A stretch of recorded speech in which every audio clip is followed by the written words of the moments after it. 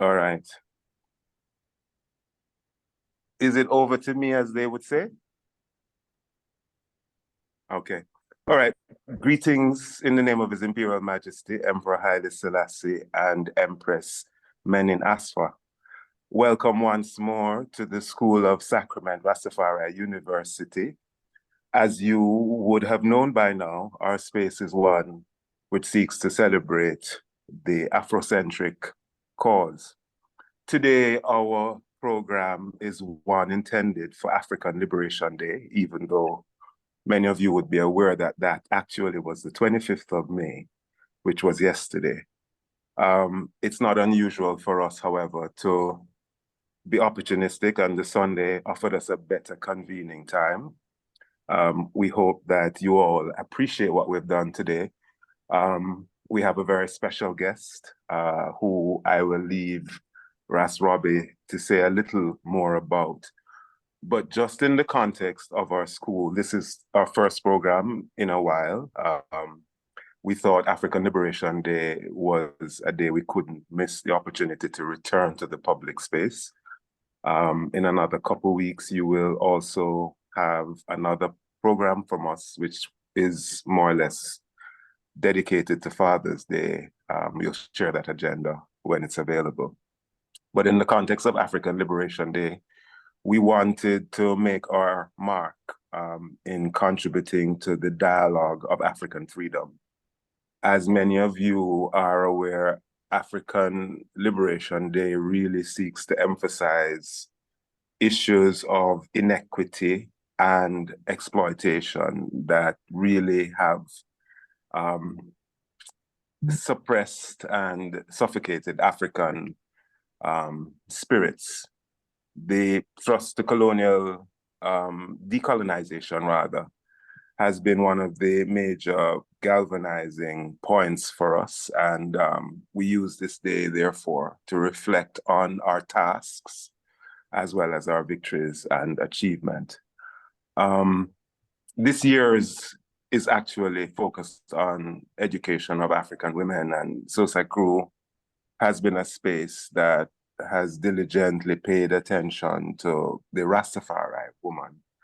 And today, I'm not sure what Professor Sudhir Hazareesingh,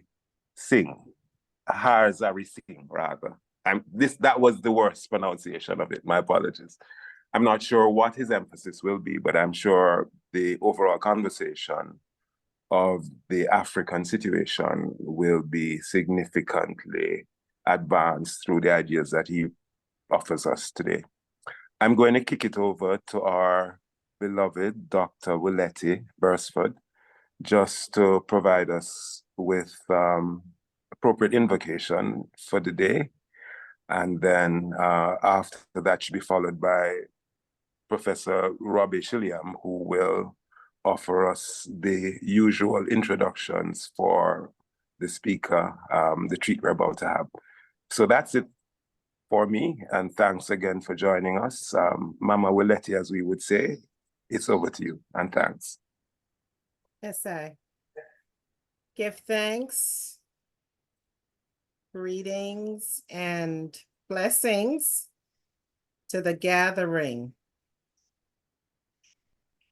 On this day, the day, well, post African liberation, but always African liberation. On this day, I would like to evoke the presence of Kadamawi Haile Selassie I and Empress Waziri Menin Asfa into the space, asking for guidance, asking for protection, asking for favor, grace, and mercy as I embark and I continue the mighty work set forth by I's iridical parents. I are honored in these times, these perilous times in which I live, to be seeking African liberation and African repatriation. And I give thanks for wise mind, for overstanding, and I are indeed blessed to be the Rastafari faithful in these times. Give thanks for coming forward. Still celebrating, still on the African Liberation Day high, and looking forward to the mighty presentation coming forward from Dr. Sudhir Hazareesingh. And I are thankful. Give thanks to Haile Selassie I and Empress Menen Asfa, Sila. I am going to kick it over to Dr. Robbie Shilliam, or Brother Robbie, who will do the introduction for I's honored guest. Give thanks. Give thanks, Mama Waletse. Yes, sir. Yes, sir. It's wonderful to introduce our speaker today, and ones who we're going to be reasoning with, Dr. Sudhir Hazareesingh. He's a British Mauritian historian, and he's been a fellow and tutor in politics at Balliol College, Oxford University since 1990. One of his most recent books is called Black Spartacus, The Epic Life of Toussaint Louverture, and that was published by Farrar, Straus and Giroux in September 2020. It had a lot of awards and attention attracted to it. It was shortlisted for the 2020 Bailey Gifford Prize, described in The Guardian as a tour de force, by far the most complete, authoritative and persuasive biography of Toussaint that we are likely to have for a long time. It was on BBC Radio's 4 Book of the Week, and it won the 2021 Wolfson History Prize and was shortlisted for the James Tate Black Prize for biography. And Sudhir, that was I'm right in saying that was a biography of Toussaint, which was updated with new archival work, and we haven't had an updated biography of Toussaint for some time before that book. That's right, yeah? Yes, that's right. Yeah. As many archives as I could find. Yes. Yes, sir. And it's an incredible book, and one's definitely will want to read it. But what Brother Sudhir is here for today is the book that he's writing now, and we're getting a preview of it. It's called Daring to be Free in Slave Resistance and the Struggle for Emancipation in the Atlantic World from the 16th Century to the Present. And it's forthcoming with Penguin. And as the title might demonstrate to ones, that this book is 400 or 500 years of history, all over the Americas. Big picture about enslaved resistance and the struggle for emancipation. And Brother Sudhir and I are going to have a little reasoning to kind of just ventilate what the book's about, and then we'll have a wider reasoning. So you and I will talk for about half an hour. And the first thing I want to ask Bro Sudhir is, from the title, that's, like I said, hundreds of years, thousands of miles. So what made you write the book? Well, Robbie, first of all, thanks again to you and to everyone for inviting me. It's a great honor to be talking about this project, and especially so the day after Africa Liberation Day, in front of all of you who care so much about emancipation and freedom, and have thought about it so long and hard and are working so actively to promote it. So thank you very much for having me. What made me write the book was a number of things that basically stem from the Black Spartacus project, which was through the figure of Toussaint Louverture. It was a biography of the Haitian Revolution that I tried to write. And of course, that's a story of enslaved resistance, but it's concentrating on one location. And when I was writing the book, I realized that actually this was one very significant moment and location, but that it was part of a much wider story.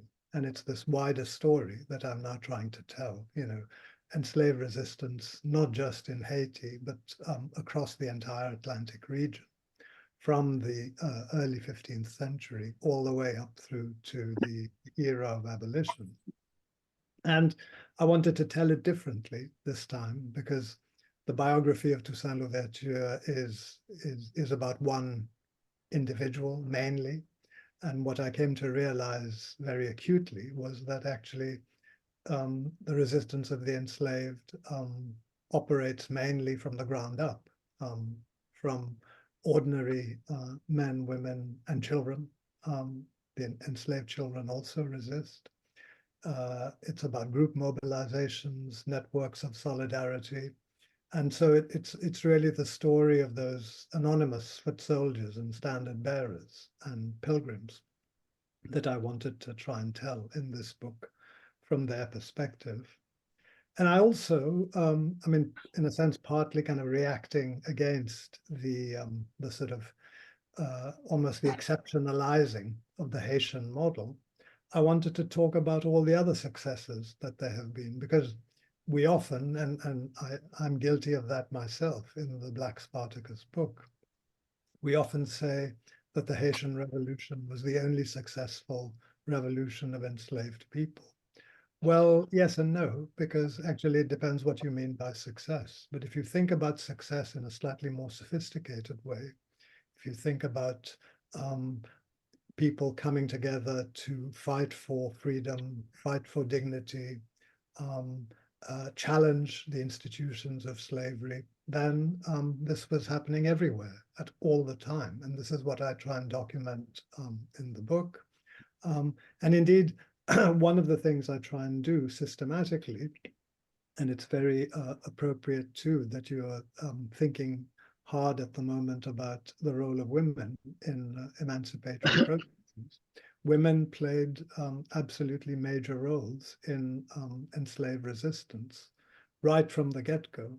So it's all of these things that took me to this wider subject. And I guess the most fundamental reason is that, and this surprised me when I started thinking about the project, the most fundamental reason is that although this is a huge story, no one's written it yet in the form of a single book. And the reason no one's written it is to do with the way the historiography has evolved. It's a story that is typically told, the story of slave resistance is typically told through national lenses. So you have stories about resistance in specific locations, you know, the Americans tell the story of America, et cetera, whereas, you know, this is a story that is fundamentally transnational and international. It's an Atlantic-wide story. And that's what I wanted to try and do in this one volume. I mean, so I had a series of questions which I'd shared with you, and now I'm immediately wanting to throw them away and ask some other questions. But anyway, let's keep with it.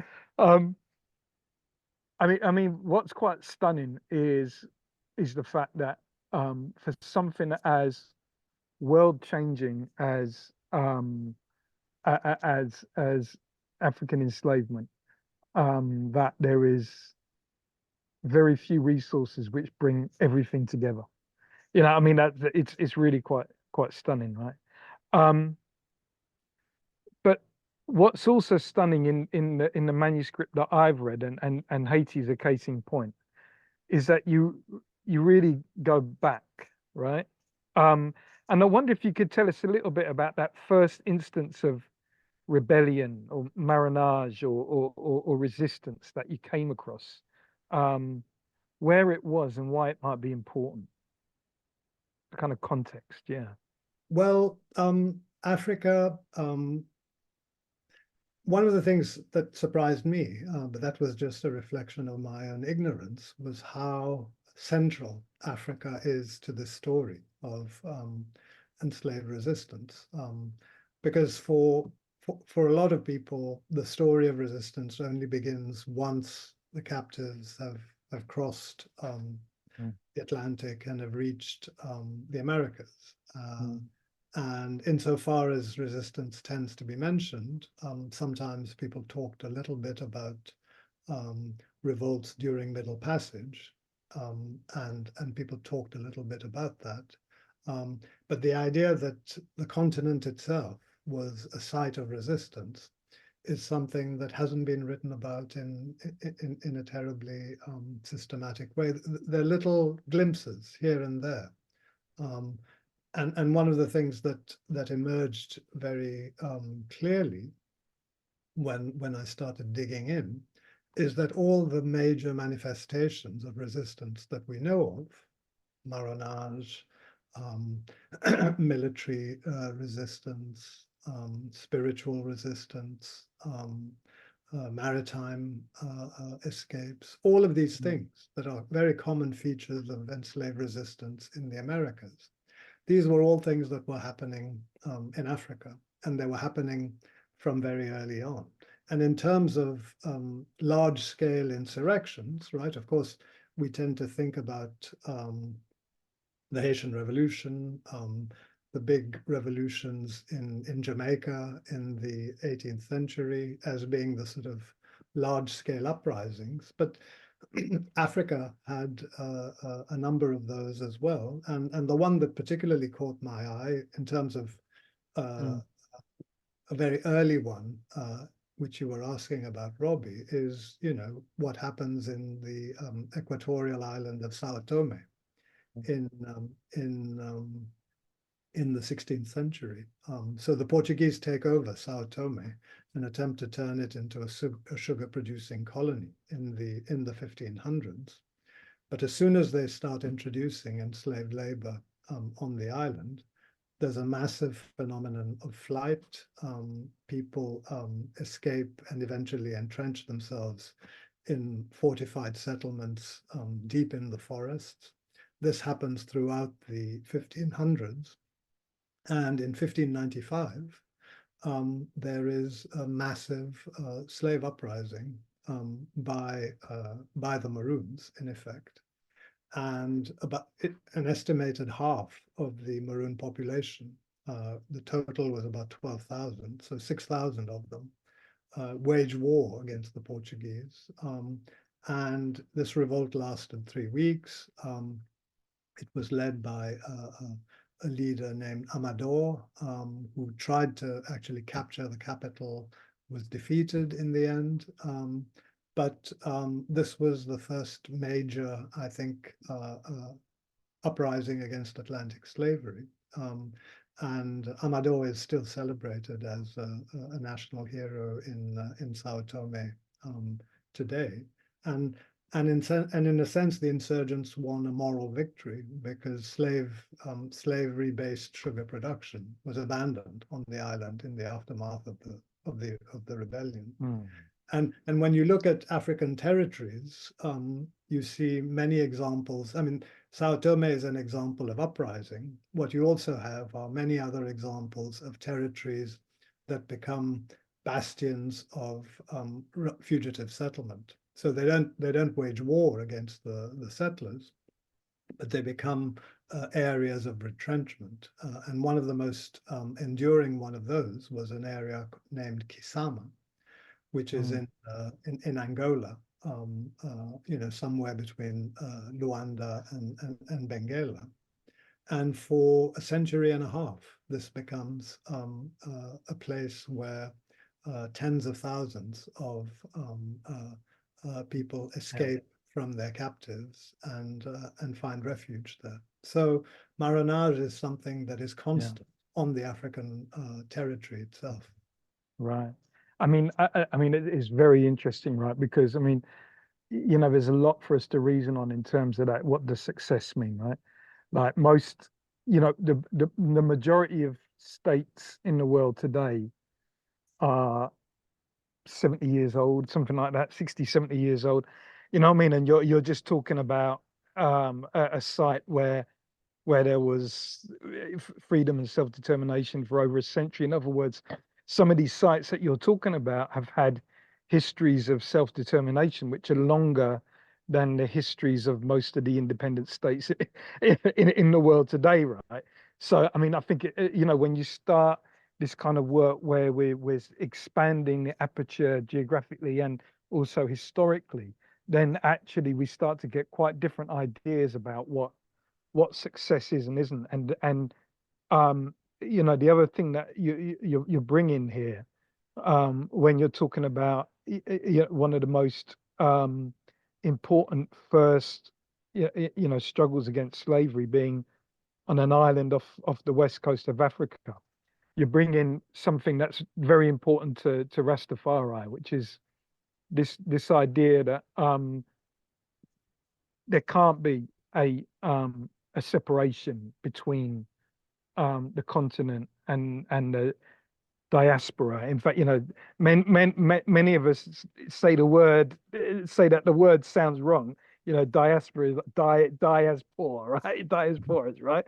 So, and that we have a you know, a very central kind of notion of not just reparation, but for Rastafari, there's even this notion of repatriation, which is a reclaiming of a nationality in the broader sense, you know, kind of Pan-African identity, which many of the histories that you're actually writing against claim were destroyed with the Middle Passage.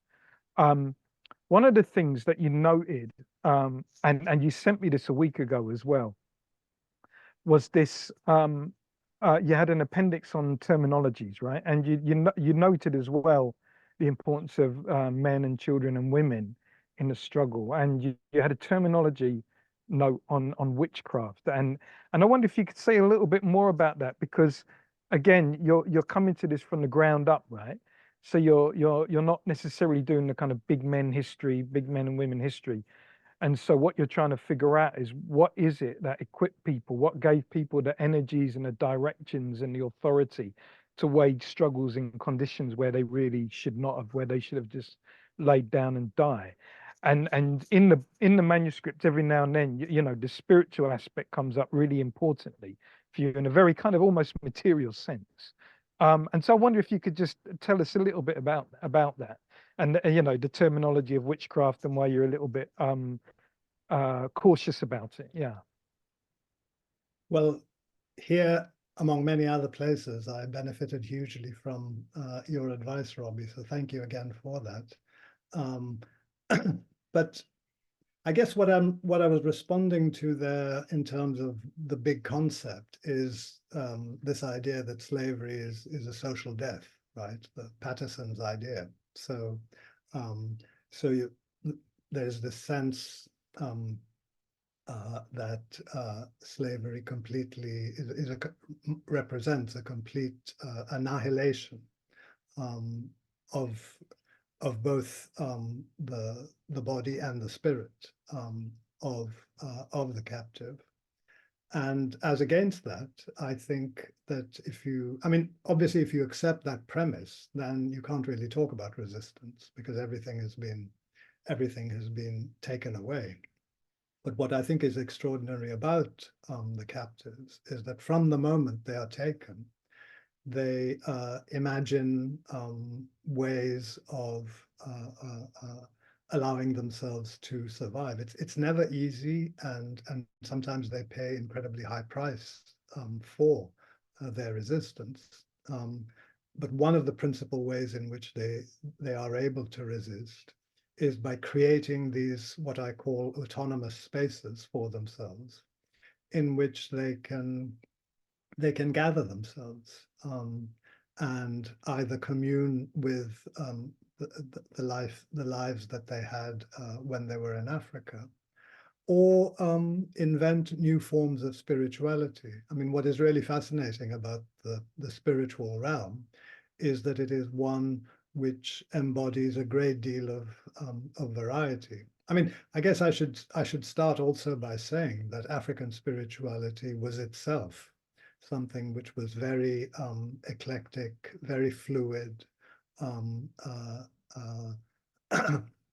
at the time. In other words, you had a lot of syncretism that was already taking place. So from that point of view, it wasn't very difficult for people to use these different forms of spirituality to inspire their forms of resistance. But what becomes very clear from the moment they reach, actually, I mean, let me circle back. One of the interesting patterns that you see on board slave ship rebellions is that very often they are led by or have involvement of people who are spiritual leaders, you know, priests, priestesses, healers, diviners, people who are called sorcerers, or who have been condemned for what is called witchcraft. A lot of the people who end up being enslaved are people who have ended up on the wrong side of that line in Africa, and so they are sold off by the authorities, basically by African authorities. But these people go on to play very significant roles in sponsoring resistance. And they do it from a variety of religious perspectives. Some embrace African natural religions, some of them embrace Christianity, some of them embrace Islam. And one of the things I try and do in the book is show how sometimes these patterns of spiritual resistance manifest themselves separately, and sometimes they combine together in spectacular ways. So there is a very rich tradition of spiritual resistance all across the Atlantic, and it takes a number of different but overlapping forms. Yeah, yeah. Why? So one of the things I think we often suffer from is a Anglocentrism in our readings, right? You know, the predominance of the English language, the ways in which certain regions, which themselves are quite fluid, like take for example the Caribbean. You know, then you got the Anglo, the Franco, the the Dutch, you know. My big failing is that I can't read Portuguese, and you know, Brazil was the longest slave state. Rio was the largest slave port in the history of the world. You had the Quilombos in the 1600s, and I can't read any any Portuguese to figure that one out, right? So what vantage point did you arrive at when you were thinking about a story, like you said, which is not a nationalist story in a kind of European sense, like each container does its own thing and they never speak to the other thing? You're talking about a much broader circulation of ideas and people and struggle. What did it give you? What kind of vista did it give you that a more narrowly national one didn't? Well, it's a really great question. And one of the things I realized very quickly is that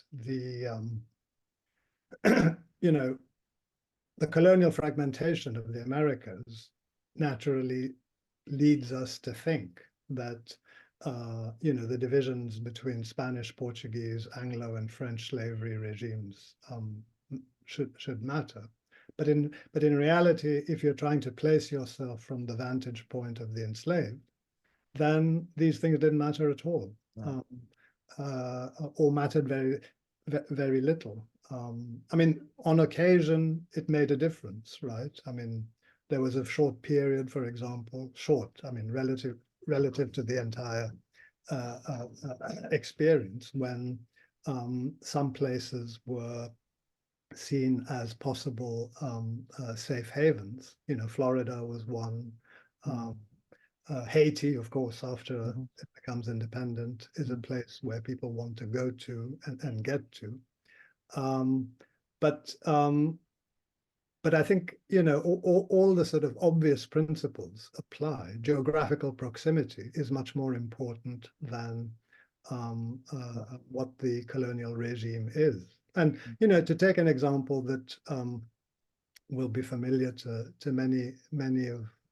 many of those who are party to the conversation, if you take Jamaica, Haiti, and Cuba, that's a nice little triangle, right? One notionally under British rule, the other under French, and the third under Spanish. But in fact, the interconnections, the mutual influences amongst them were much more significant than anything that was happening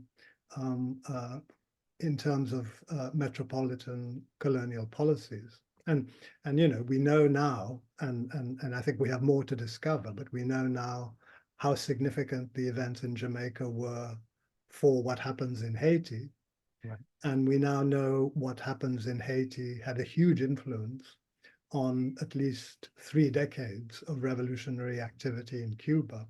So these sort of colonial lines of demarcation are much less significant than they appear. And the other major factor, of course, is sort of maritime phenomenon, which Julius Scott wrote this wonderful book about called The Common Wind, where he shows how through sailors, soldiers were traveling on board these ships, but also commercial trading ships. Revolutionary activity, news about revolutionary activity circulates across the Atlantic. So I think, you know, I think the natural tendency to write nation-centric stories is one that has to be resisted at all costs when we're talking about slavery in particular. And to be fair to the historiography, over the last, I'd say the last 2 decades, they have taken this very seriously. And so, for example, the field now sees itself as a field of Atlantic studies. And that's a very good thing. It does still, however, continue to give, I think, personally, a bit too much attention to the American case. And I mean, America, one thing we don't say often enough is that there were only about 400, it's a lot, but there were fewer than 500,000 enslaved people in America throughout the whole period. Fewer than 500,000 out of a total of 10 million, right? So that puts the American experience of enslavement in some kind of proper perspective.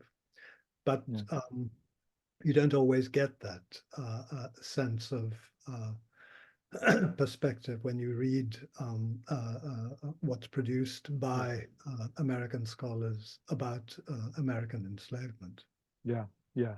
And case in point, and this will be my last question to you, and then we'll open it up. Case in point, Marcus Garvey and Amy Ashwell Garvey, Amy Jacks Garvey, who are, you know, oftentimes presumed to be American. You know, now a lot of these more kind of synthetic histories of slavery finish with white abolition. And you do deal with that in your manuscript, but you finish with Garvey. Now, you know, Rastafari see themselves very much as sons and daughters of Garvey and Garveyism. Why did you feel you had to finish the book with Garvey and Garveyism? What was it about that phenomenon which you felt really expressed the kind of, you know, arc of the book, if that makes sense? Yes, thank you. Well, unfortunately, emancipation and freedom are not the same thing. So emancipation comes and freedom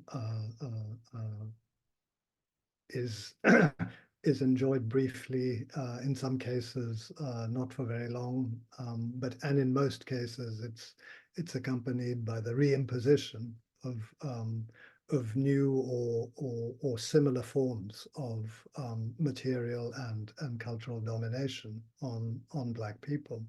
So by the time you get to the late 19th, early 20th century, there is a widespread feeling that emancipation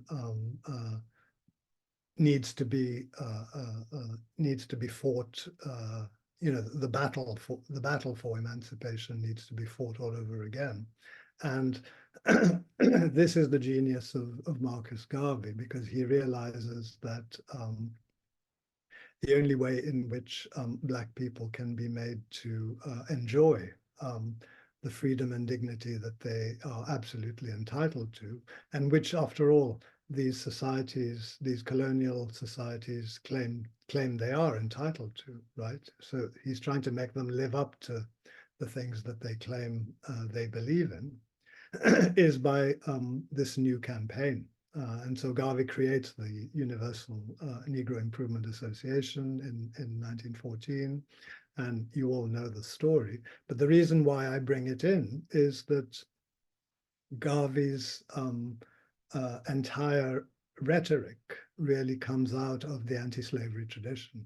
And in fact, he equates the condition of Black men and women in the United States, in the colonies, and in Africa to a form of enslavement. So he says enslavement is still there. And in fact, when you look at his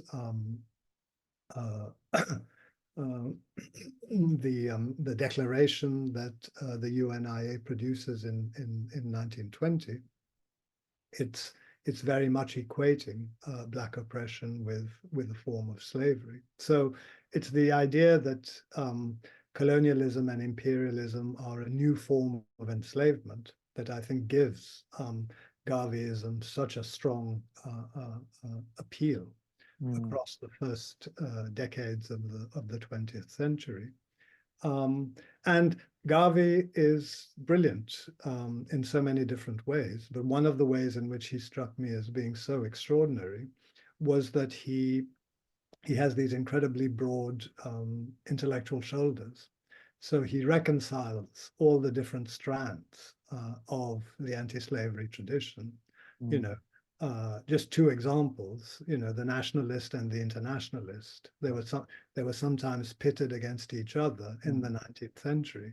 Garvey says no problem. You can be both. The other big divide sometimes is between the religious and the revolutionary. You know, the ones who say, let's just appeal to morality and we'll win. And the sort of Dessalines tendency who say, you know, come off it, you need to do a bit more. Garvey does both, right? So he celebrates Toussaint Louverture all the time. He talks about the need to be, you know, if you're attacked, you fight back, basically, is the way he thinks about it. But he's deeply and profoundly religious, and of course the UNIA has Ethiopia, Land of Our Fathers, as its anthem. So that whole Pan-African biblical tradition is one that he incorporates. So he sits very squarely in my story because he represents the culmination of it in one way, but also the crucial link between the anti-slavery tradition and the anti-colonial tradition, right? Garvey is the person who is the link between the two. And when anti-colonialism really gets going from the 1930s, 1940s, 1950s, and particularly in its Pan-African dimensions with someone like Nkrumah. This is just pure Garveyism that Nkrumah, you know, when Nkrumah speaks, he's speaking the language of Garvey. So Garvey is absolutely pivotal to the story. And the whole, you know, the oh man, I can't remember the quote now, but you know, the Kwame Nkrumah's quote about, you know, you know, you're not an African because you're born in Africa, but because Africa is born in you. It's a very Garvey, you know, like, yes. Exactly. That's right, man. I'm going to give your voice a break because I know you're coming to us with a cold, and we really appreciate you, you know, spending the last of your voice for today with us. So I'm going to open it up a little bit, and I'm going to start with Ras Jelani, because Ras Jelani asked a question about archives. And Ras Jelani, can I maybe just talk a little bit more about why that question is important for I&I? Yeah, give thanks. And I want to thank Brother Sudhir for, you know, choosing us to share this very important conversation. I have a few questions. The first one I'd asked was related to the archives because you, Robbie, highlight the kind of English language bias often in not just how things are represented, but certainly archivally. You know, our own scholars in trying to undermine the project have relied almost entirely on British notes about what has happened. So I wondered about the voices of the Africans. What was the method of accessing that as one question? But I'm curious about your title as well. Daring to be free. You know, I wonder how protracted is that concept. It feels relevant when we think of Gaza and Kenya and Rwanda and Haiti in the contemporary sense.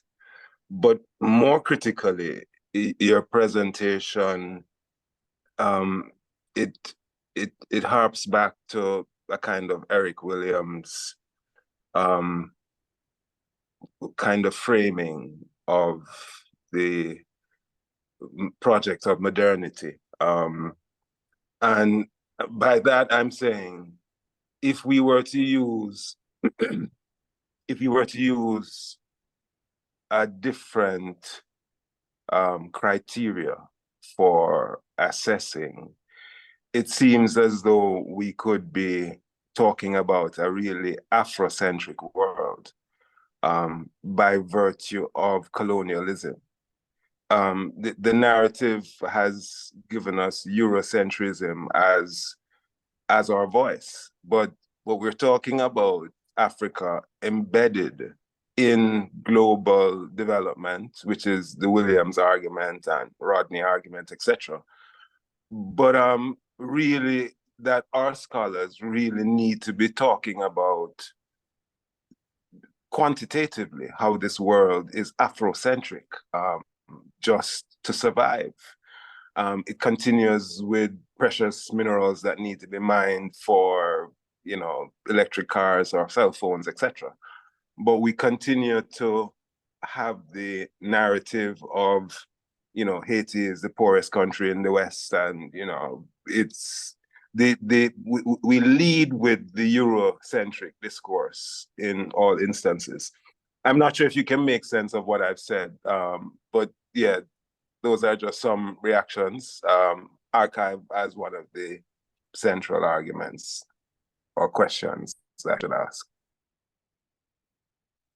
Thank you very much, Brother Jelani. Yes, well, archives, I mean, the archives are, just to connect it to what the point you ended on, they are, of course, written from the perspective of the powerful and the dominant, and therefore they have to be approached with an enormous amount of care, both for what they say and for what they exclude.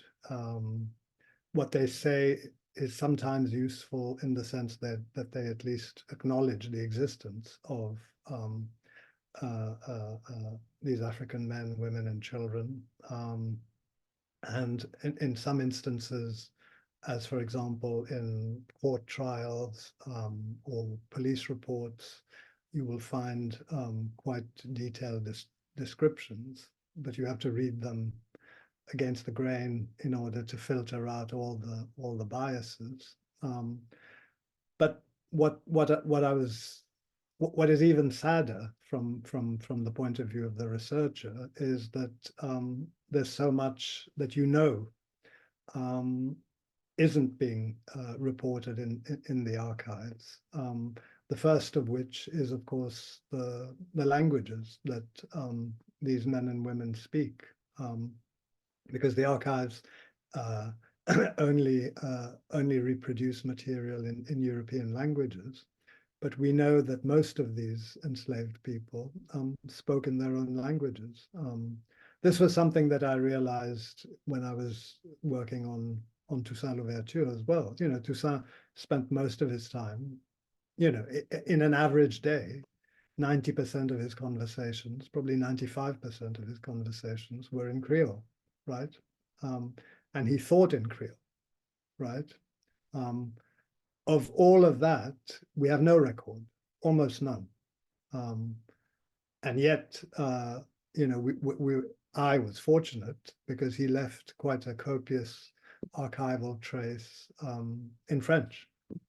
We're not so fortunate when it comes to the people that I've been talking about with you today. So you have to try and imagine what the world looked like to them.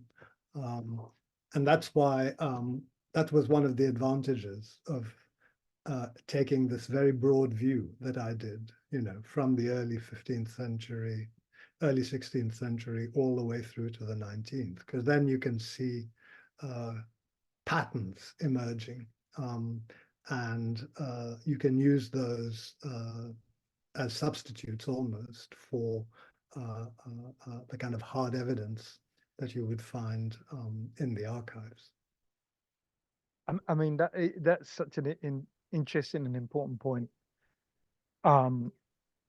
We're often led to believe in the books that there are that there were scattered cases of resistance, subterfuge, marionage, whatever, you know what I mean? And we know we know the scattered ones because we know all the names of them. You know, like there's Taki's revolt, there's you know, but what you're saying from this vantage point is something much more profound, which is that it is the idea of patterns, right? That you know, things certainly change over time, and that's absolutely the case and crucial for us to figure out.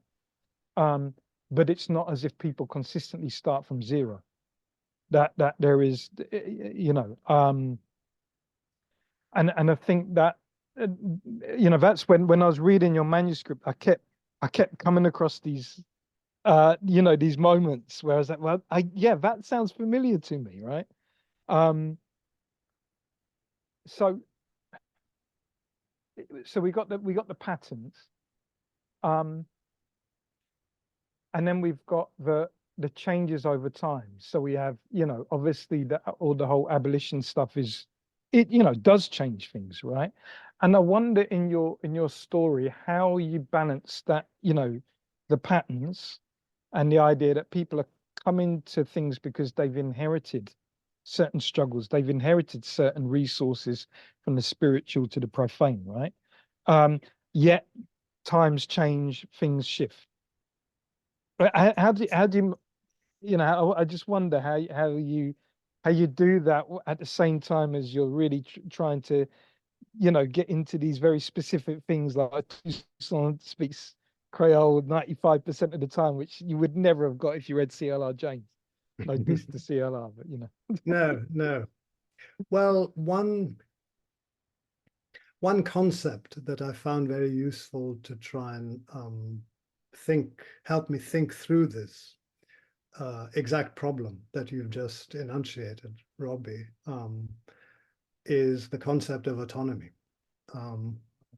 Because once you stop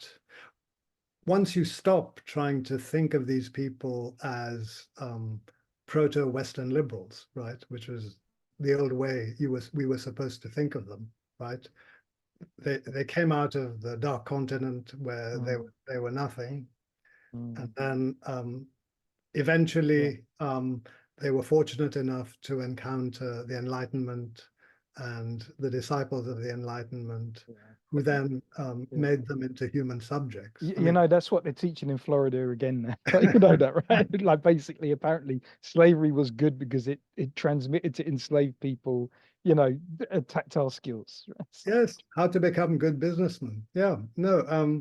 So, you know, once you say to yourself that story isn't good enough, then you have to then have a kind of framework to try and deal with all the range of possibilities which people who were fighting for their freedom were mobilizing under.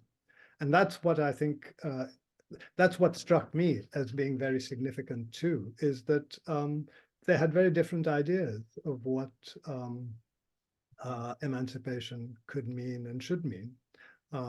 You know, some of them were monarchists, others were what we would call Republicans. I mean, that division is already there in Africa, right? So, you know, there are people who believe in more centralized forms of authority, others who believe in actually no authority at all. So that distinction is already there, and you find it still manifested in the way people think about resistance. But what autonomy does for you is it also allows you to scale the different ways in which people resist, because people also resist as a function of what is possible for them. Yeah. So sometimes what, you know, if you're being realistic, and very often these people are realistic, the most that they can hope for is to create pockets of freedom in an overall structure which remains very heavily repressive. So in those sorts of contexts, the best thing you can do is escape temporarily, you know, petit marronnage, as they call it, or create a kind of environment in which, you know, there isn't such a great degree of violence. So at the more minimal end of the spectrum, autonomy can just mean that, right? At a fuller end, it could mean organizing yourself in your own church. And here there is a lot of really good material coming out from the United States, some of which you have pointed out to me, which shows how people were able to use, you know, existing institutions of Christianity under which to continue to operate African forms of spirituality. But that was happening everywhere, right? I mean, it happens in Haiti, it happens in Brazil, it happens in Cuba. But that is also another expression of autonomy. And then, you know, territorial autonomy is, I think, the ultimate manifestation of that. And that too comes in a number of different forms. Louverture wanted autonomy in a kind of almost modern definition of it, which is he wanted to remain part of the French Empire, to be domestically self-governing. And people like Dessalines and many other revolutionaries, like Tacky, for example, just wanted to get rid of the colonizers completely and have what we would call independence. But the concept that links all of these people together is the concept of autonomy. It's really interesting because, so I'm going to talk, but ones can put their hands up or just butt in and tell me, right? Because what you're doing is something I think that's too often we don't do. What we often do is we set up these archetypes which act against each other. You know what I mean? But what you're kind of trying to get us to think about is how actually these archetypes might be not quite so distinct from each other, but a lot of it is to do with the context in which they're working, right? You know, I think your book, the big thing that I think your book on Toussaint did to me is it in a loving way kind of lovingly corrected C.L.R. James in terms of him setting up these archetypes of the Francophile, the French lover, Toussaint, you know, who is too loving of the enemy, right? And then fails, and then Dessalines, who's the butcher who hates his enemy, you know what I mean, but gets independence, but then the independence is meaningless because there's not that much of a conception of freedom in it, which apparently, you know, the French have, right? And what yours, and you know, that comes across like MLK versus Malcolm X. It's usually men, right? Or Killmonger versus T'Challa, you know, Black Panther, right? Exactly. And you know, that thing, just simply you telling us that Toussaint, you know, thought and acted in Creole. And you wouldn't really get that out of CLR, because for CLR, Toussaint is a Francophile, right? So but how then did he command all these African militias if he couldn't speak to them and speak to them in a way in which they would be convinced that he was one of them?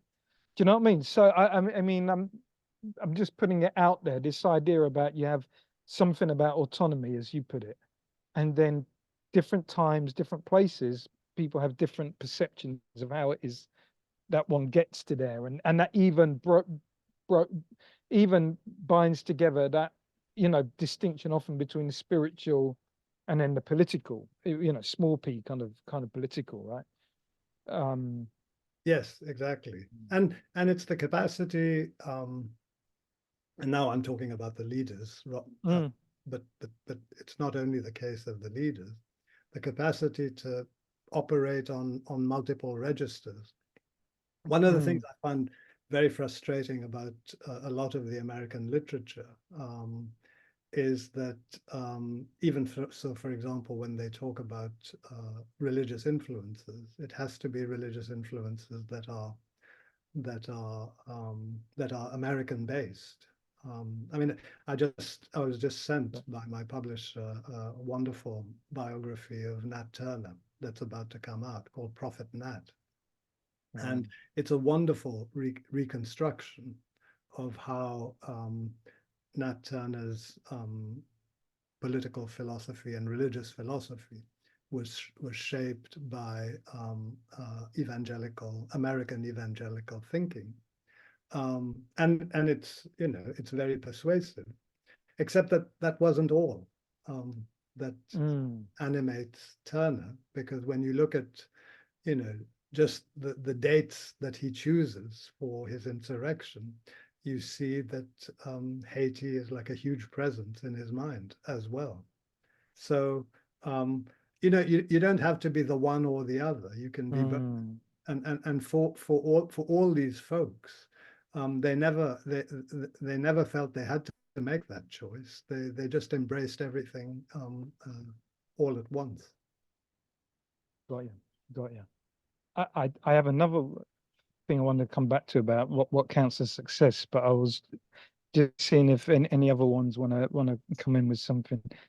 Yes, Raskaimo. Highly blessed. Bless Brother you. Sudhir, thank you. I'm sorry that I joined late in this scheme of things. My stone tablets were not working well and I couldn't get onto this to this system, but I've managed it somehow. I love the way you're talking about the different ways in which autonomy is manifest, or the different ways in which it's engaged, and the way conditions on the ground shape these things. In relation to Garvey, by the time we get to Garvey, he's a leader who has recognized that the circumstances of his people are still much like slavery in a different form, let us call it. But he's also recognized that there's that second emancipation that must happen. It's not only the one that has removed the shackles off one's feet or bodies, but the liberation of one's mind, the liberation from mental slavery. I haven't had the advantage of reading your manuscript, but I'm wondering how this idea of the autonomy to be fully oneself, to own one's, that emancipation is a kind of self-reflexive project in the modern sense. How does this play in your manuscript, and how do you deal with the differences or this need of a mental emancipation? Thank you very much. Yes, that's a very it's a very important question, and I think the different circumstances mean that this is going to be formulated in slightly different ways, depending on whether one is dealing with the era of enslavement on the one hand and the Garvey era on the other. Garvey believed in education, as you know, and for him, education was something that was absolutely essential for this mental liberation that you talk about. And indeed, he believed it was one of the great failings, one of the many great failings of Western states, that they failed to provide this education to Black people in the way that they did for other sections of the community, and therefore, education and also civic and political education were very important for him. I mean, Garveyism for me is also a movement which is very dedicated to uplifting the community through commemorations, rituals, all the things that can bind people together. Now, it's harder to do that when you're formally enslaved. But this is where I think all the spirituality plays an essential role, because this self-emancipation, this emancipation of the mind, is something that I think enslaved resistance actually pushes for through the emphasis on spiritual autonomy, the refusal to accept the destruction of their soul, the refusal to be tied to the sort of enslaved version of Christianity, which the slavers tried to ram down their throats, and all the different subterfuges that enslaved men and women used, giving the kind of appearance of conformity, while at the same time continuing to worship African spirits that they believed in.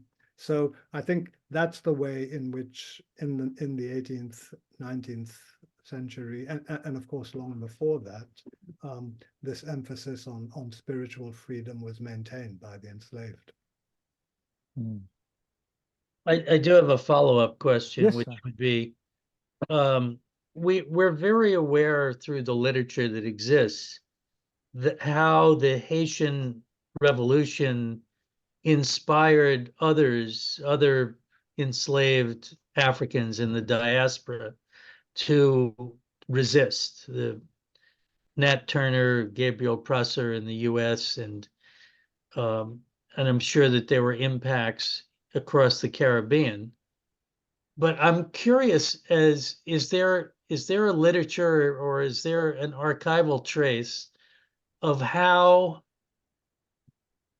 things happening elsewhere in the diaspora might have fed back into Haiti to give those who were rebelling a sense of that fueled their resistance and their rebellion, that made them clear, that they made it clear to them that there were forces on the outside that were supporting what they were doing. I wonder if there's anything like that. Not so much. I mean, it's a very important question, and I think it's one of those things where one has to have an intuitive answer. And it seems to me that when you look at the patterns that are occurring everywhere else in the Atlantic world, I mean, let's just stick with the 18th century, right? In the 18th century, you just find example after example of events that happen in one location having repercussions in neighboring locations, right? It happens as a series in the United States. It happens as a series of outbreaks in the Caribbean in the early 1730s. It happens in those ways, leading all the way up to Chief Tacky's insurrection in Jamaica in the 1760s. So there were similar influences beyond any doubt in Saint-Domingue and later Haiti. They're not very clearly documented. We know, for example, that one of the early leaders of the Haitian Revolution, of the uprising of 1791, Boukman, came from Jamaica. We know that Christophe, who later becomes king and was one of Toussaint Louverture's very able military deputies, came from elsewhere in the Caribbean.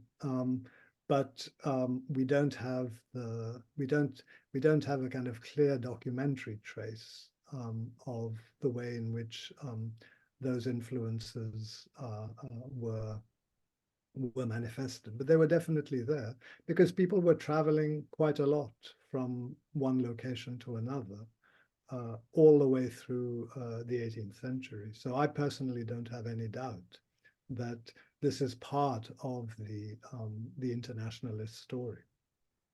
Mm. So another part of this story, which you document in a couple of chapters, is white abolitionism. You changed my mind about one thing, Sudhir.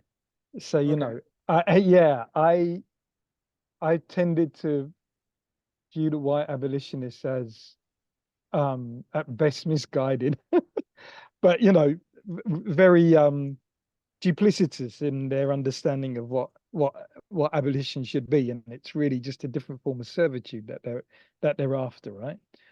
But you document the French guy from 1848 who, you know, after Haiti, then slavery is abolished, then Napoleon reinstates it, and then Victor Schœlcher in 1848, then he is a big person in ending, at least legally, ending slavery in the French Empire. And you seem to say that he exceeds the duplicitousness and the bounds of certainly the English abolitionists. I wonder if you could tell us something about that. He's not quite John Brown, but he's kind of getting there. Yes, I mean,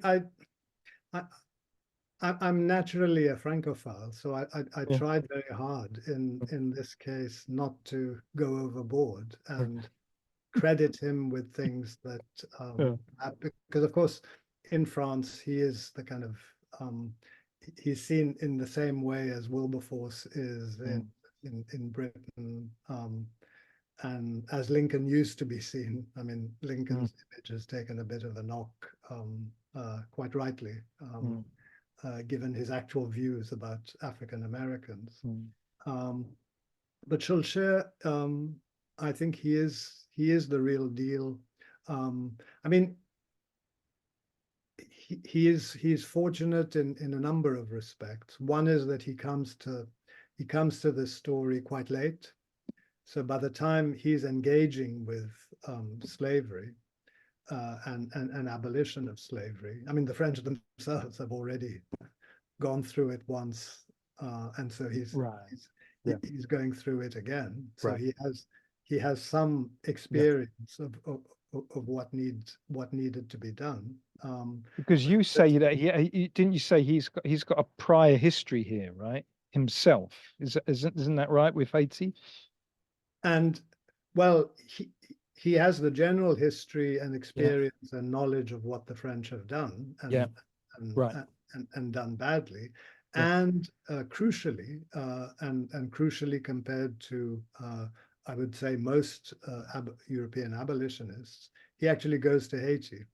He travels to Haiti in 1840 and 1841, and that's actually the turning point, because when you read his publications, as soon as he comes back, he says the only thing that is acceptable is immediate abolition, because everybody's sort of dithering, and that stupid debate between gradual and immediate abolition, which the British went on and on with for about 3 decades.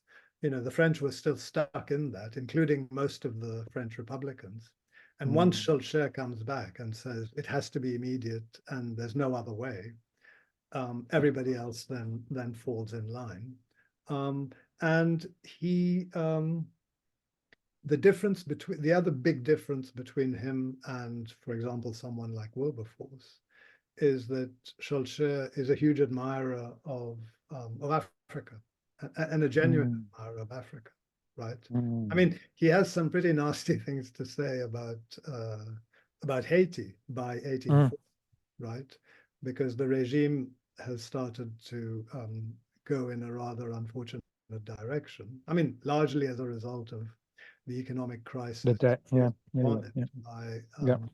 by the debt. But anyway, so he's very critical of the Haitian government, but he says what's fantastic about these people is that they have all these wonderful African qualities, and what he doesn't do is the standard antithesis. Right. Africa as land of emotion.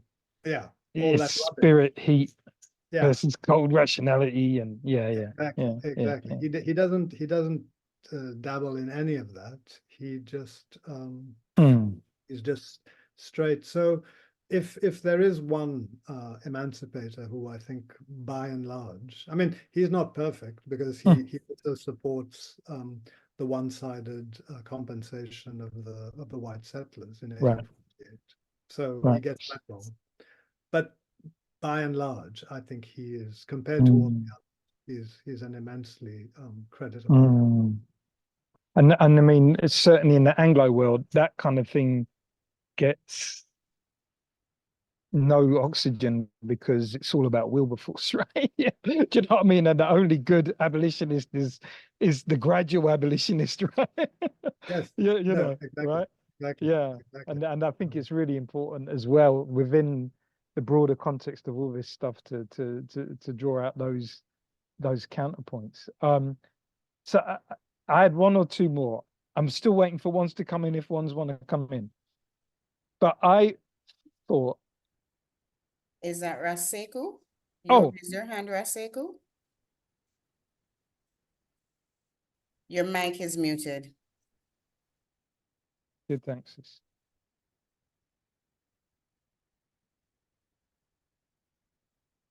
Hold on, let me see if I can unmute Raseku. There. Hold on. All right. Oh, I heard something.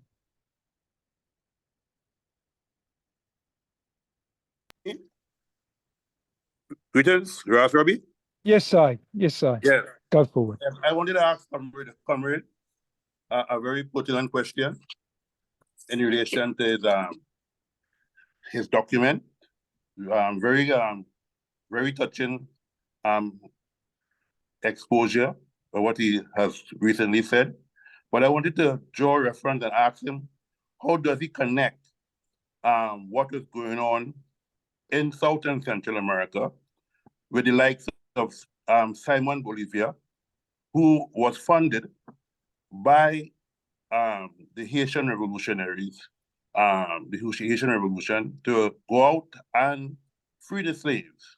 And one thing to promise the Haitian government at the time was to make sure that all the slaves across South and Central America, and the financing that the Haitian government gave in terms of buying ships and so on, to make sure and free the slaves in those regions. And how does he connect that with, for example, that the Spanish were able to free their colonies, most of their colonies, in around 1645 or 646, somewhere around there. But South and Central America were not free. So most of the colonies were not free. Hence the reason why Simon Bolivia came to the Haitian government asking for that to help finance with boats and so on. And how he links that with Garvey today, the current Garvey, who in the 40s influenced, even after his death, the independence of African and Caribbean countries. These are something I would like to hear him speak on. give thanks. Thank you very much. Yes, well, it's a fascinating part of the story, what happens in the Spanish Americas, because I mean, one of the things that I learned, I mean, I learned a massive amount when I was doing the research for this book. I mean, 90% of what I wrote about, I just hadn't ever encountered. But one of the things I learned about was just the massive historical nature of the resistance in the Spanish Americas, right? It starts right from the get-go in places like Mexico, Panama. There are just massive, large-scale insurrections, and also, interestingly, accommodations, right? In Panama, you have examples of treaties that are being signed between the Spaniards and revolutionary enslaved Maroons, basically. And those treaties are being signed in the 1500s, right?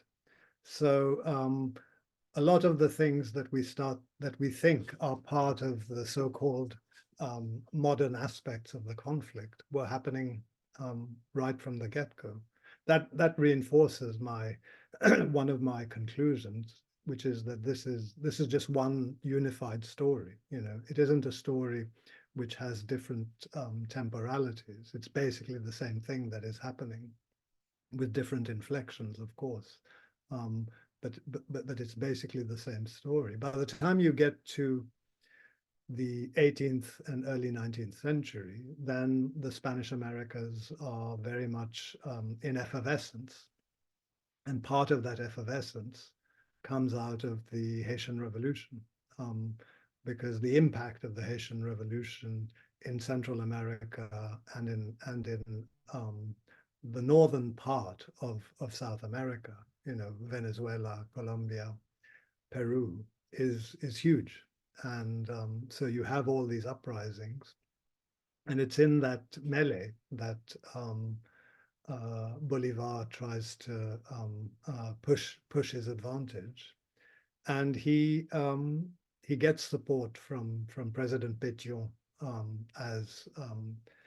as you mentioned, but Bolivar is in an awkward situation, because I mean a lot of the support that he needs comes from landowners who are slave owners.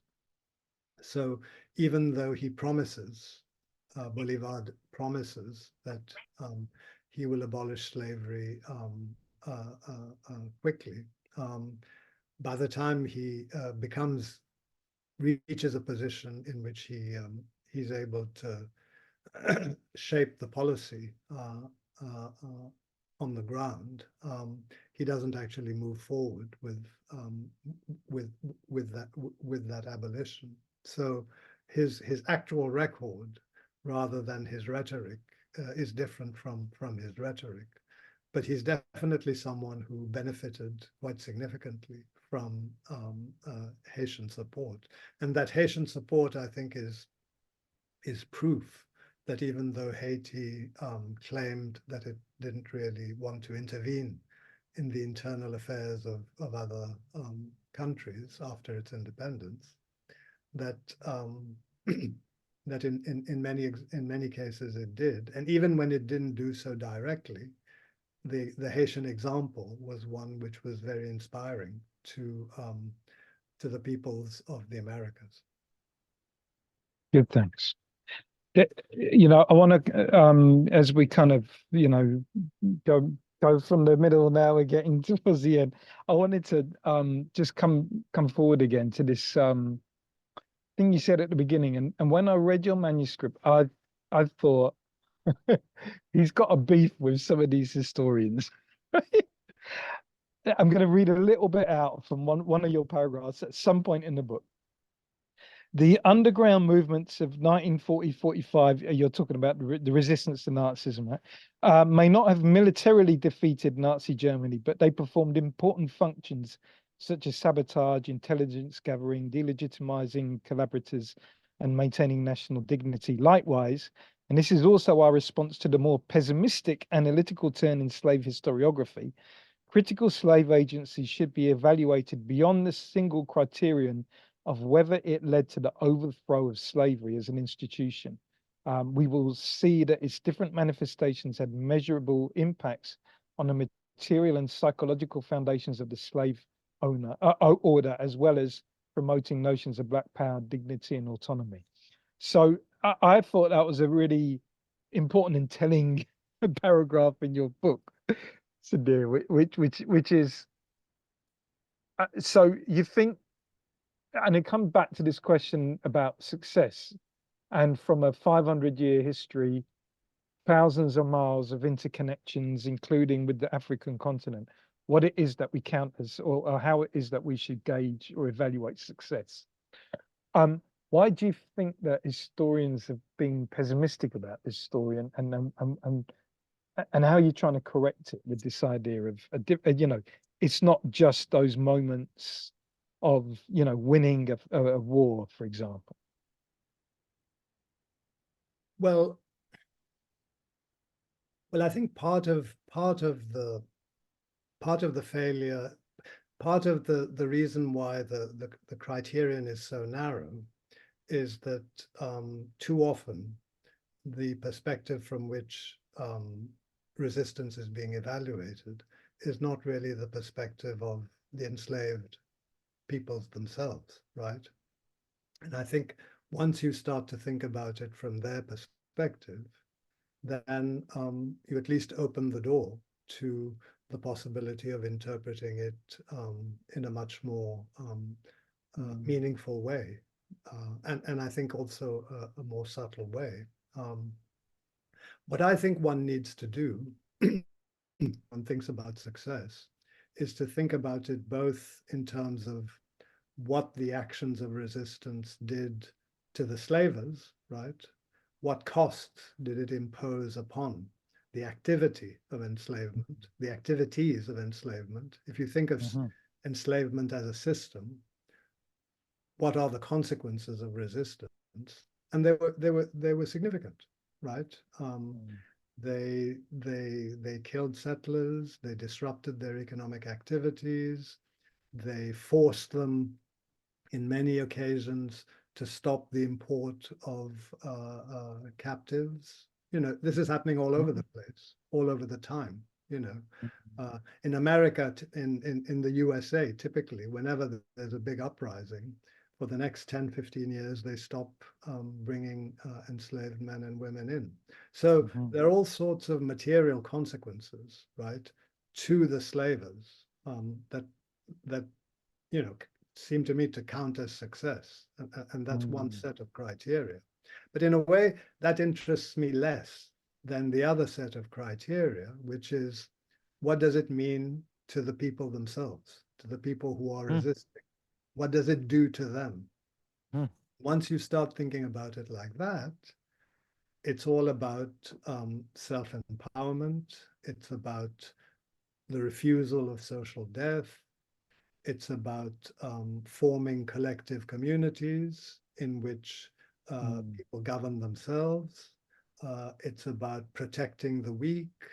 It's about developing agricultural techniques. I could go on for at least 10 minutes listing the different things that they were able to do. And those seem to me to also be worthy of the concept of success, even if they didn't end up being emancipated or living in a country that they themselves controlled. But they were able to make a material difference to their own existence and protect themselves from harm. And that too seems to me to be an important benchmark for success. Right. And it very much goes back to Rasjalani's question a little while ago, about archives and about what it is that how do we interpret archives, from what perspective, or position do we interpret the archives? You know, you can interpret them in an incredibly pessimistic fashion. Do you know what I mean? But like you said, but that's not necessarily from you know, in trying to inhabit the standpoint of the people themselves, right? And it goes back to that thing about, you know, history of slavery being just about numbers of, you know, numbers of captives, numbers of ships, numbers of, you know, pounds and dollars earned and all that kind of stuff. And then this injection of a different kind of historical sensibility. Yes, exactly. And you know, and one of the difficult things to, because a lot of this stuff is difficult, right? To to think through, because you're dealing with intense suffering, right? Unimaginable suffering, right? But what struck me over and over again when I was researching this book is how even in circumstances of extreme suffering, these men and women were able to stop things from happening to themselves that they didn't want to be done to them. Right? They found ways, in other words. And I think the fact that they tried and managed to some extent, we should give them the credit for that. And of course, the ultimate example of that are these slave ship rebellions, which are now quite substantially documented. I mean, not as well documented as we would like. But when you read Marcus Rediker's book on the Amistad Rebellion, what you see, because the reason that's such a great book is that he tells the story from an African perspective, right? What he is able to do, which unfortunately we can't do for almost all the other slave ship rebellions that we know about, because we don't have the documentation. He was able to go back and look at the interviews that the Amistad self-emancipated captives gave when they were on American soil, and through that reconstitute their ideology, their culture, their ways of life. And what that confirms is the point that I've been making all along here, which is that even on board a slave ship, these people were talking to each other, making plans, discussing what action to take. They were behaving like a democratic community, even in this kind of extreme situation. And that's basically the whole story of resistance. It's happening everywhere. It's happening all the time in this way. And people are forging links of solidarity with each other, even under circumstances of extreme duress.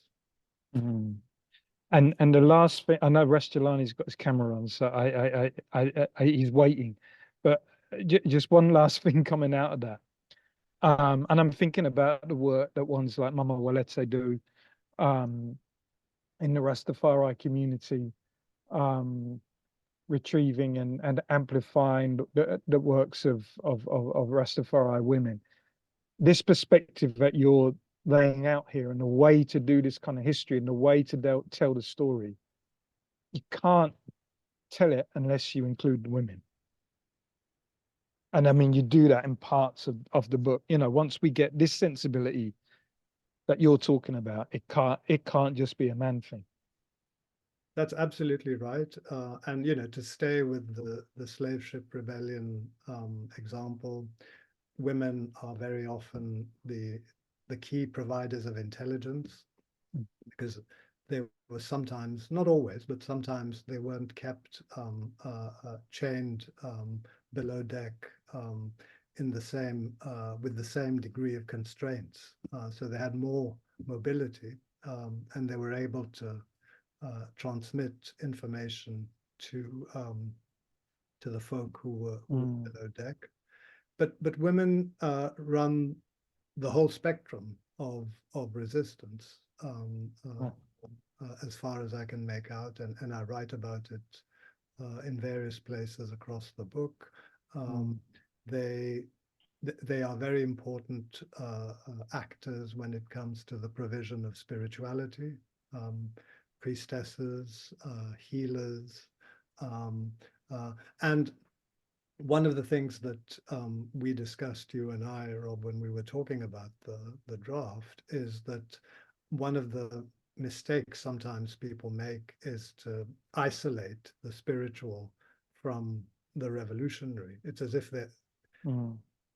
they're like a different sphere. And one of the things that became very clear to me was that actually spirituality is right at the heart of revolutionary activity. In fact, you can't have a revolutionary activity that is devoid of spirituality, because priests are the ones who are very often, if not directing the activity, they are the ones who are helping give it shape, helping it to be assembled, if you like. So women play an absolutely central role there as well. And when you look at life on the plantations, women are absolutely central to the organization of networks of solidarity. So if you think of marronage, the way marronage happens, women play an absolutely vital role there as well. And not necessarily by leaving, but marronage depends quite critically also on those who stay behind, right? And provide information, material support, etc. So women are an absolutely central part of this story. Not enough has been written about them, but there are some fine books which I was able to draw on. And of course, women fight, right? And we now know more and more about this in the case of the Haitian Revolution. But there are also some wonderful examples from all the other battles as well. So all in all, women are an absolutely central part of this story, and I was really glad to be able to say so. Good, thanks. At the beginning, Sudhir, Rastulani was saying we kind of slot into place. We kind of slot the thing into place, and now we're kind of slotting the thing into the next place, to the next thing we're all doing. So Rastulani, I'm slotting over to the eye. I think it was a quotation more from Raskaimo, who I think he said slide into place. He would be better able to explain that one. But I'm much appreciative for your initiative, Ras Robbie, in making an invitation to our brother Sudhir and him spending some time with us as we kind of pull together our conversation. I think the idea of methodology is at the heart of what he's doing, to kind of find a different positionality to how we read what has been written, and to use our own intuition to unpack some of the inner logic that is not necessarily explicit there. I have some audacity in recommending my own way of reconciling this with a discussion of what I describe as sensitive scholarship, which is what I hear my brother speaking to, the kind of scholarship that is unapologetically empathetic to the demeaned, in a way that is rational, logical, audacious as much as they themselves are in their own projects. So yeah, this is at the heart of our project here, which is to bring, and Robbie, I'm glad you made reference to scholars here.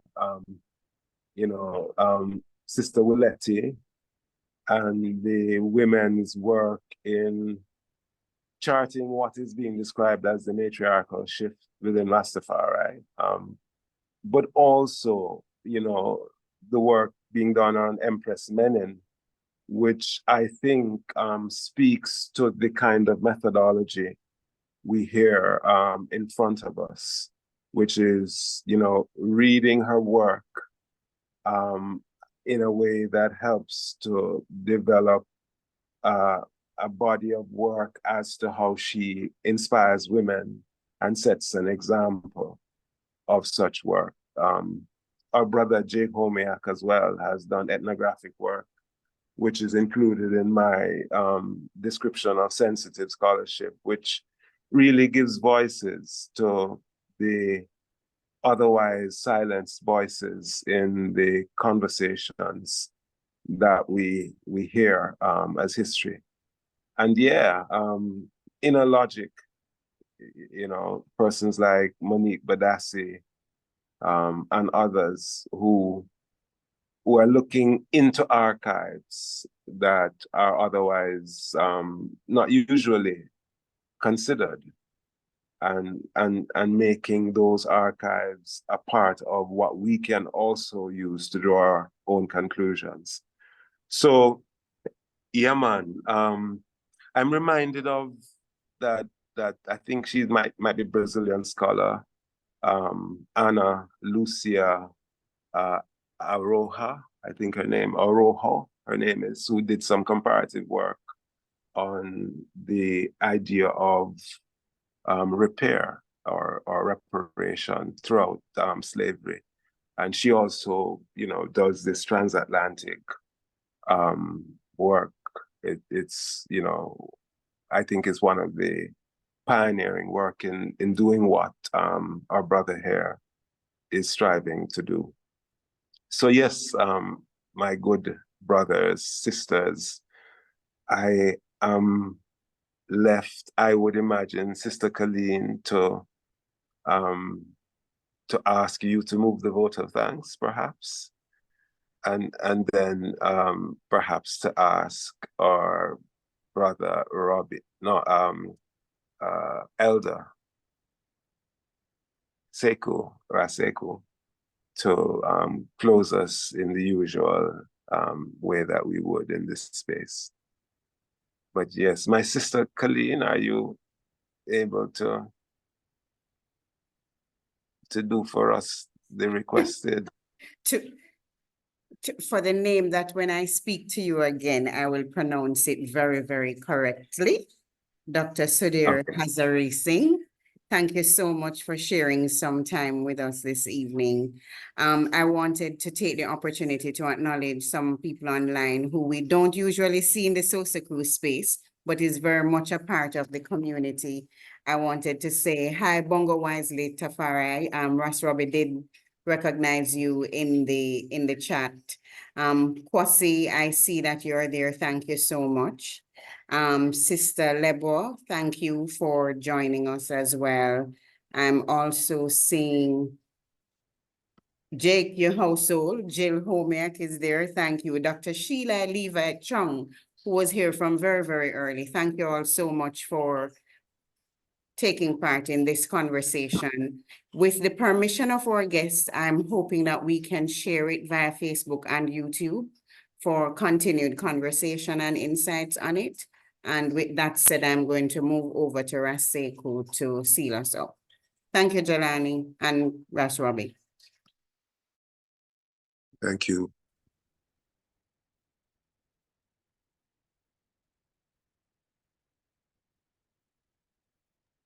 Raseku will take a while to open his mic, but I promise you, sir, when he gets to it, you will be satisfied. It's worth the wait. Are you hearing me? Yes, we are. We are hearing you. Okay, all right. Yes, we're giving thanks for the great High Majesty, Haile Selassie I and Empress Menen Aswa, We're giving thanks to the great matriarchs and patriarchs. We're giving thanks to Bongo Watu, Bongo Time, Bongo Shevans. We're giving thanks to Ra Sambrong, Bingi Irie. We're giving thanks to Aikel Tafari, giving thanks to Ambassador Frankai, giving thanks to Sister Adama, Sister Jania, Sister Cyril, Sister Margaret, Bingi Bongo Ira. We're giving thanks to all the great ancestral spirits. We're giving thanks to Shepherd T.D. Rogers. We're giving thanks to Taki.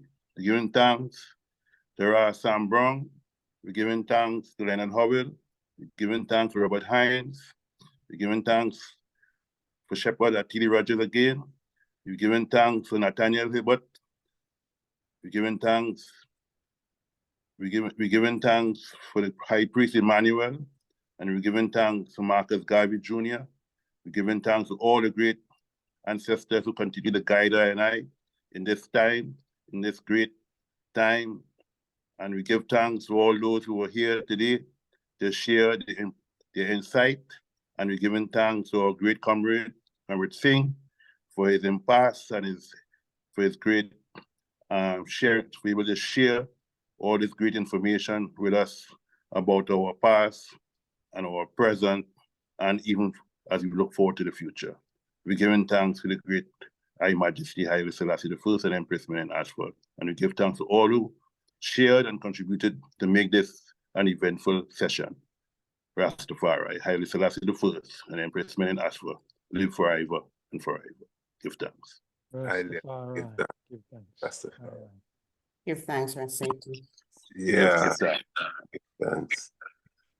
Yeah, we look forward to the publication of the book, and certainly our space would perhaps, having read the book, relish a return conversation. We're kind of somewhat in the dark, though well guided by Ras, Robbie, and yourself. But yeah, conversation I'm sure we'll benefit from once we have the print. So yeah, man, looking forward to that. Thank you very much. That would be a pleasure. Yeah. Yeah. All right, Raskaimo, sis. yeah, my blessings. My blessings, everyone. Yeah, Blessings, give thanks, blessings, Ras love, Robbie. give Give thanks, thanks, man. love, Appreciate love, of Bunga Wisely. Rastafari, Go Love and blessings. Raskwasi, blessed. right, Yeah, blessed man, good love, time. Love, love, sister. Blessed. Yes, Waleti, mama. Yeah, blessed love, highly. Perfect love. Rastafari, give Love. Good thanks. to see one another in the space. Love, Oh, love, love. yes, Yeah. Highly. Rastafari. Yes, Yeah. Majesty. Glad to see you here, Jill.